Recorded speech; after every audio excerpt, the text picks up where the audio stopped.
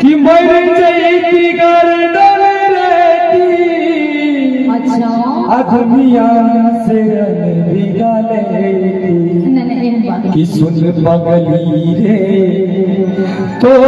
भी न सुने लगे संसार कि सुन पगली रे तो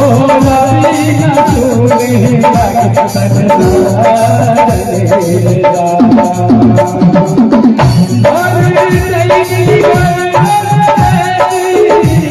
दुनिया से अलविदा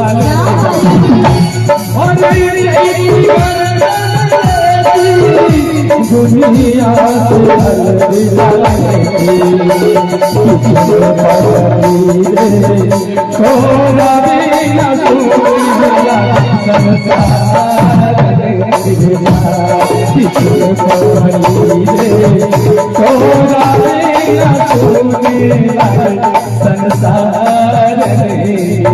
भूलका लोग छोड़ के अखिल का छाड़ा सबके या सब